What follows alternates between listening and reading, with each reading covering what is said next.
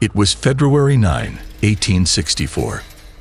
Deep inside Libby Prison, a Confederate stronghold in Richmond, Virginia, over 100 Union officers were preparing for the impossible. They were malnourished, weak, and living in conditions that could break even the strongest men. But for the past 17 nights, they had been working on something that would change everything. A tunnel hidden beneath the prison floors. This wasn't just an escape. It was a gamble with life and death. With nothing but crude tools and sheer determination, they had carved their way toward freedom, risking discovery and execution at every turn. And now, with the clock ticking and the temperature dropping below freezing, it was time to act. This is the story of the greatest mass prison escape in the American history. Before we get to the big escape, let us understand how they got there in the first place. The American Civil War, fought from 1861 to 1865, was one of the most devastating conflicts in United States history, claiming over 600,000 lives. However, the toll of the war extended beyond the battlefield. Twice as many soldiers died from disease as from combat. Poor sanitation and inadequate medical care played significant roles in the spread of illnesses among troops. As the war dragged on, the number of prisoners of war increased dramatically, leading to overcrowded and unsanitary conditions in military prisons. By the end of the conflict, it is estimated that around 400,000 Union and Confederate soldiers were held as prisoners of war across various facilities. These numbers reflect not only the intensity of the fighting, but also the logistical challenges faced by both sides in managing captured soldiers. One of such Confederate prison facilities was known as the Libby Prison. Located in the Confederate capital of Richmond, Virginia, Libby Prison has had a storied past that began long before it became a notorious prison for Union soldiers. Originally constructed between 1845 and 1852 as a tobacco warehouse, the complex was designed by architect Alexander Paris and operated by John Enders. Following the outbreak of Civil War, the Confederate government repurposed the facility in March 1862 to accommodate the growing numbers of captured Union officers. The transition from a commercial enterprise to a military prison marked a significant shift in its use and reputation. The prison complex consisted of 3 interconnected buildings that formed a large structure occupying an entire city block. This strategic location allowed for easier control and surveillance of inmates. The upper floors housed the prisoners, while the first floor contained officers of the Confederate Guards. The prison was designed to hold Union officers only, with enlisted men often routed to other facilities, such as Belle Isle on the James River. Despite its imposing structure, Libby Prison quickly became infamous for its overcrowded conditions and harsh treatment of inmates. Initially designed to hold a few hundred officers, by late 1863, the population had surged to over 1,000 inmates crammed into inadequate spaces. Prisoners were assigned to sparsely furnished rooms with little more than bare wooden floors and minimal furnishings. They often slept in spoon formation to conserve body heat, turning over on command to relive their aching bodies. Food shortages were rampant, with rations consisting of meager portions of cornbread, rancid bacon, and bug-ridden soup. The lack of proper nutrition led to health issues among inmates. Diseases spread rapidly in such cramped quarters, with illnesses like diarrhea, dysentery, and typhoid pneumonia becoming common afflictions. It is estimated that 5 prisoners passed away every single day at Libby Prison. To put that into context, over 1,000 of them lost their lives during the Civil War. Reports from former inmates describe the air inside as fetid and suffocating, contributing to an environment where despair flourished. Personal accounts from those who endured imprisonment at Libby provide harrowing insights into their experiences. One former inmate described the conditions as an aeon of agony, reflecting on the psychological toll that confinement took over them. Another echoed similar sentiments, likening their suffering to being trapped in an inferno where hope seemed it but lost. The stage was set for one of the most remarkable prison escapes in history. But every story needs a hero, someone with courage and resilience, who can pave the way for himself and others through the toughest of situations. Libby found its hero in Colonel Thomas Rose, a man of the 77th Pennsylvania Infantry, emerged as a central figure in the story of the Libby prison escape. His military career began when he enlisted in the Union Army at the onset of the Civil War, prior to which he was a school teacher. He would quickly rise through the ranks due to his leadership skills and bravery. Rose distinguished himself during several key battles, including Antietam and Gettysburg, but it was at the Battle of Chickamauga in September 1863 that his fortunes took a drastic turn. In a fierce engagement, Rose's regiment faced overwhelming Confederate forces, resulting in significant losses. During this chaotic battle, he was captured and taken to Libby Prison, where he would endure some of the war's harshest conditions. Upon arriving at Libby, Rose was struck by the appalling state of the prison. The overcrowded cells, inadequate food supplies, and rampant disease painted a grim picture of life behind bars. Witnessing firsthand the suffering of his fellow officers ignited a fierce determination within him to escape. He could not accept being confined in such deplorable conditions and felt a deep sense of responsibility to return to his regiment and continue fighting for the Union cause, for he knew escape was the only way he could have his freedom back. Rose's resolve to escape led him to explore various avenues for freedom. Initially, he attempted to organize a revolt among the prisoners, hoping that a coordinated effort could overpower the guards and facilitate an escape. However, this plan quickly fell apart due to a lack of support and fear among the inmates. The psychological toll of captivity had left many feeling defeated, making it difficult for Rose to rally them into action. Undeterred, Rose turned his attention to more practical methods of escape. He began collaborating with Major Adge Hamilton, another officer who shared his desire for freedom. Hamilton had been captured at Chickamauga, as well as possessed both military experience and a keen mind for strategy. Together, they devised plans that included slipping past guards or finding alternative routes out of prison. Their first attempts were fraught with danger and ultimately unsuccessful. On one occasion, Rose tried to sneak out through a basement window but was spotted by a guard just as he was about to make his move. Each failed attempt only intensified their resolve. They understood that time was running out as rumors circulated about potential prisoner transfers to other facilities further south. Recognizing that they needed a more sustainable plan, Rose and Hamilton focused on tunneling as their primary means of escape. The first two attempts involved digging in areas that were either too exposed or too difficult to conceal. They quickly realized that they needed a more strategic location to avoid detection by the guards. They not only had to find a discreet location that was away from the guards' attention, but also a big enough space where all the dirt and debris from the digging could be hidden. In search of such a space, their eyes turned to the basement area known as Rat Hell, a filthy and neglected part of the prison that had been largely ignored by both prisoners and guards. This uninviting space, filled with straw and infested with rats, offered a unique opportunity for concealment, an ideal location for digging a tunnel without attracting attention.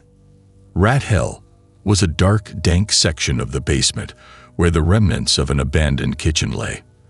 The floor was covered in straw, which served as both a blessing and a curse.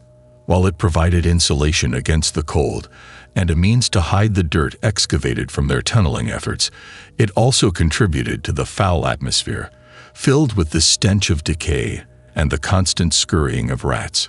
Guards rarely ventured into this area due to its uninviting nature, making it the perfect cover for their escape plan. The prisoners cleverly utilized the straw to conceal their digging activities. By creating deep openings in the straw, they packed loose soil from their tunnel excavation into these spaces, effectively hiding any evidence of their work. This strategy allowed them to dig without immediate detection, as many wandering sentries would be unlikely to investigate such an unpleasant area. But how could they dig a tunnel without any tools? The construction of the tunnel was fraught with challenges but driven by an unwavering determination to escape. Using makeshift tools, spoons, knives, and broken pieces of wood, The prisoners worked tirelessly during the night hours when guards were less vigilant. They began by removing a stove from the first floor to gain access to rat hell, then set about chipping away at the mortar between bricks to create a passageway leading outside. As the plan to tunnel out of Libby Prison took shape, Colonel Thomas E. Rose recognized the necessity of forming a dedicated team to execute this ambitious escape. He carefully selected a group of trusted fellow officers who shared his determination and courage. This group consisted of men who had demonstrated their resourcefulness and commitment to the cause, ensuring that each member was reliable and capable of contributing to the tunneling effort. The team organized into shifts, allowing them to work during the cover of night. Each shift consisted of 5 men, rotating in and out to maintain the secrecy of their operation.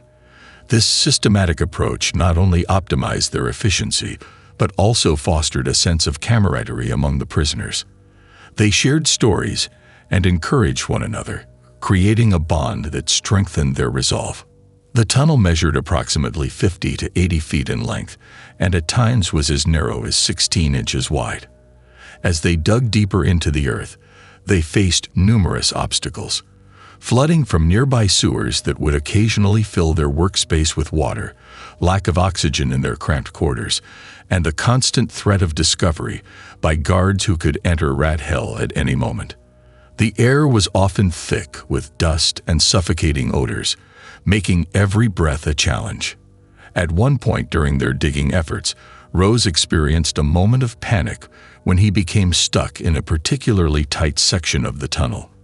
The darkness enveloped him completely, and he could hear the faint squeaks of rats nearby. There was nowhere to go for him.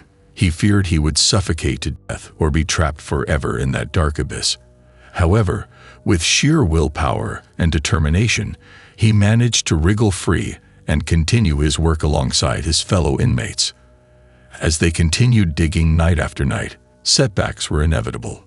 There were instances when flooding caused sections of their tunnel to collapse, or when they accidentally dug too steeply, resulting in cave-ins that forced them to start over in certain areas. But it was the combination of strategy and relentless effort that culminated in a significant breakthrough for Rose and Hamilton's group on the 17th day. That's right, after 17 grueling days of laborious digging, the Union officers at Libby Prison achieved a significant milestone in their escape plan. The tunnel they constructed emerged in a vacant lot adjacent to Care's warehouse, just short of the prison walls. It was a strategic location that would play a crucial role in their bid for freedom. Even though the tunnel had not come out of the prison completely, Rose decided it was good enough if they were discreet enough. Hence, this exit point was carefully chosen for its proximity to the prison and its potential to provide a discreet escape route. The tunnel measured approximately 50 to 60 feet in length and was designed to lead directly from the depths of Libby Prison to the outside world. Emerging beneath a tobacco shed within the warehouse grounds allowed the escapees to avoid immediate detection as they made their way out into the streets of Richmond. The choice of this exit was vital. It enabled them to blend in with their surroundings and walk out through the gate without raising suspicion among the guards. The Libby guards were under the impression that the prison was escape-proof, leading to a false sense of security. As a result, there was less vigilance compared to other prison camps, allowing the escapees a greater chance of slipping away unnoticed. This critical factor contributed significantly to the success of their escape, as it provided them with both physical distance from the prison and an opportunity to navigate through Richmond without immediate pursuit. It was Rose who had dug the final few feet of the tunnel and made it out. With freedom in sight, he could have run for the hills.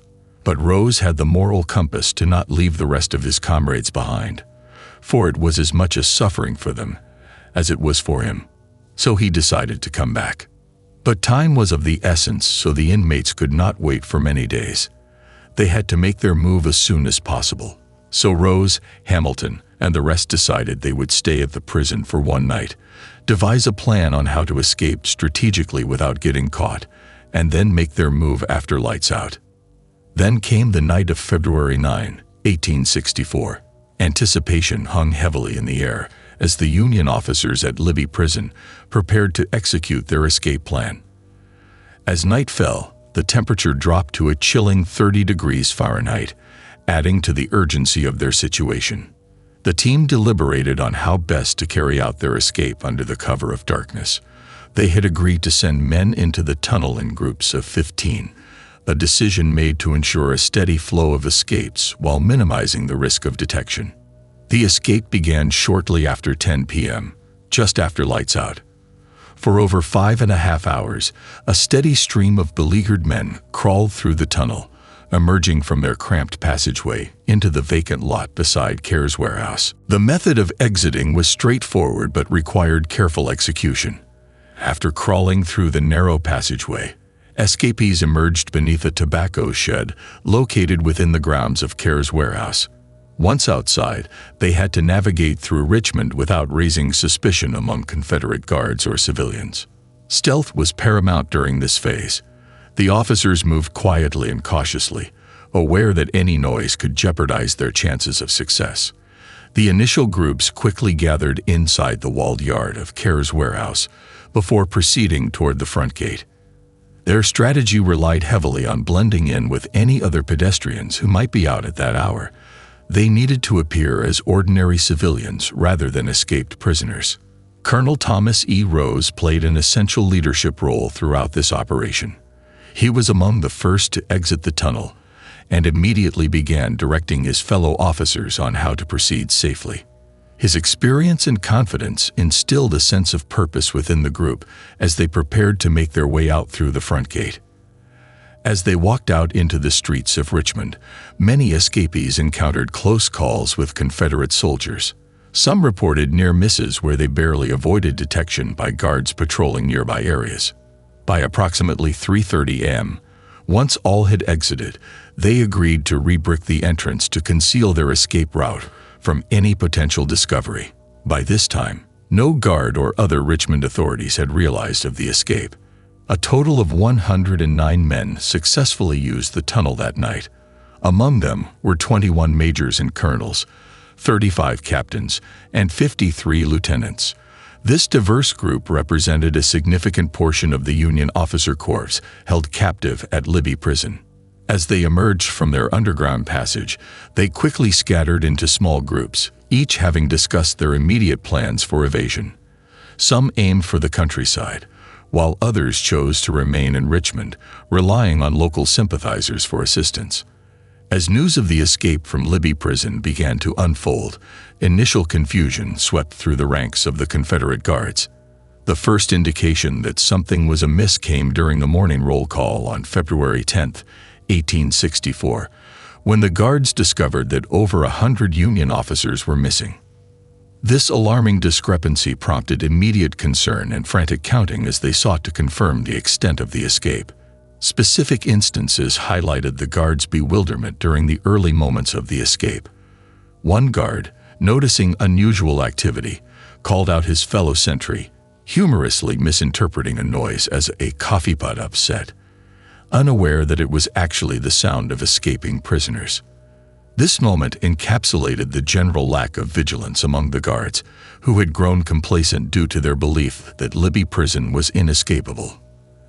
As the realization of the escape set in, guards scrambled to respond to the unfolding situation. They quickly mobilized, searching for any signs of the escapees and attempting to piece together how such a significant breach could have occurred without their knowledge. Some sentries were placed under arrest on suspicion of having been bribed or complicit in the escape, leading to further chaos in their ranks. The guards' initial attempts to regain control were hampered by their lack of preparedness for such an event. They had not anticipated that prisoners would dare to escape from what they considered a secure facility. As confusion reigned, messengers were dispatched throughout Richmond to alert other military units and initiate a manhunt for the fugitives. Despite their efforts, nearly 12 hours passed before a coordinated response was fully established. The delay allowed many of the escapees a significant head start toward Union lines. The guards' reaction was characterized by a mix of disbelief and urgency as they scrambled to address the fallout from this unprecedented event at Libby Prison. Only thing the guards had in their favor was the weakness among the escapees. After having stayed at Libby, where they endured the worst conditions, almost all the prisoners were starved. They had no real muscle left that could facilitate any athletic attempt such as running. Moreover, many of the escapees were disease-ridden and had no proper clothes for the perilous winter weather. Hence, when search parties were set to track the nearby areas, these were the signs they could use to relocate those who had escaped. The Richmond authorities were particularly concerned about the potential for the escapees to reach Union lines, which heightened their urgency in tracking them down. Messengers and dispatchers flew in all directions, and all available Confederate troops, horse, foot, and dragoons, were dispatched in pursuit of the fugitives. Of the 109 men who escaped that night, 59 successfully reached safety and made their way to Union lines. Their success can be attributed to several factors. Many of the escapees had previously served in McClellan's Peninsula Campaign, which provided them with valuable knowledge of the terrain surrounding Richmond. His familiarity allowed them to navigate effectively through the countryside and avoid Confederate patrols. Additionally, some escapees received assistance from local sympathizers, including Elizabeth Van Law, a well-known Richmond socialite who supported the Union cause. Her network of contacts provided critical support for those attempting to evade capture. Unfortunately, 48 of the escapees were recaptured within days of their fight. With no food in their belly and no clothes to keep them warm, they could only do so much. Having been inside such a traumatic prison, their physical as well as mental abilities had deteriorated to the point where poor planning and misjudgment were always on the cards. Some of them also encountered Confederate soldiers while trying to blend into civilian life, leading to their identification and subsequent arrest. The initial confusion among guards and local authorities allowed some escapees a significant head start, but as search efforts intensified, those who were not cautious enough found themselves back in captivity. Tragically, 2 men drowned while attempting to cross the nearby James River during their escape. As they navigated through the dark waters, they misjudged the river's current and depth. The freezing temperatures compounded their perilous situation, leading to their untimely deaths as they struggled against the icy waters. But what happened to Colonel Rose? Did he manage to escape, or was he one of the 48 recaptured? Following the audacious escape from Libby Prison, Colonel Thomas E. Rose found himself in a precarious situation. Although he initially made significant progress toward Union lines, his journey was cut short just minutes away from safety. As he navigated the terrain, he encountered Confederate pickets who were on high alert following the mass escape. In a moment of misfortune, Rose was ambushed and captured before he could reach the safety of Union forces. After his recapture, Rose was taken back to Libby Prison, where he faced the consequences of his escape attempt. The Confederate authorities recognized his potential as a leader and viewed him as a threat to their operations. Consequently, they placed him in solitary confinement to prevent any further escape attempts or plans from being organized under his guidance. However, the Confederates eventually decided to trade Rose for a Confederate colonel on April 30, 1864. This exchange was facilitated by the ongoing dynamics of wartime negotiations and the need for both sides to recover their officers. Following this trade, Rose returned to his unit, the 77th Pennsylvania Infantry, where he continued to serve bravely until the end of the Civil War.